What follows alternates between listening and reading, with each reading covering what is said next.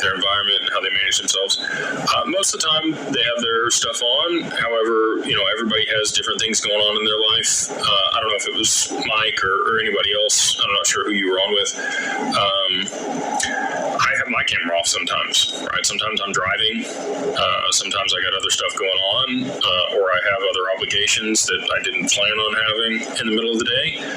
But I still will get on calls with people and make sure that they get the information that they need. But yeah, I'm with you. I prefer people to have their camera on. I want to see, how they manage themselves and their environment.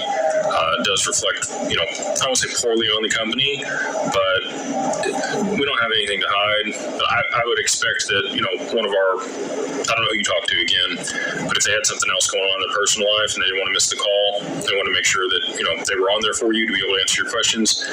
That's probably the situation that they found themselves in. And I'll just talk with our team on it and see what we can do to mitigate that. And again, appreciate you bringing it to my attention.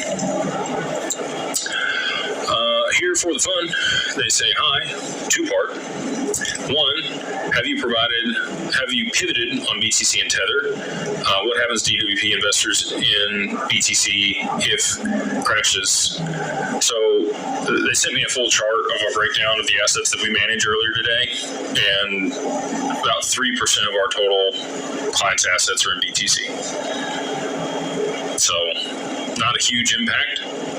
And again, Tether, also not a huge impact. We don't hold any Tether. Anchorage actually doesn't hold Tether.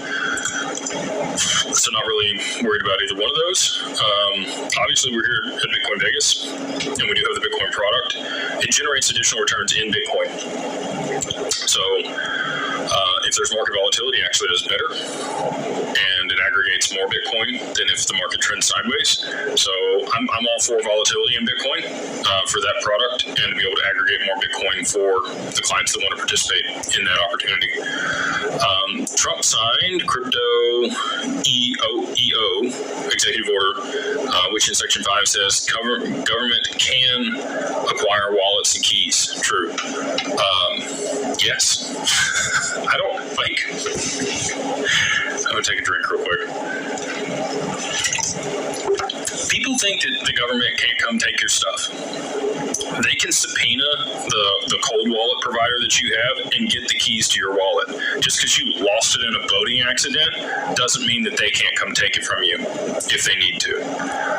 Microsoft has the software to be able to trace every crypto transaction on every blockchain back to its origin. They know exactly who owned it, for how long, when, what they bought it for, all of it.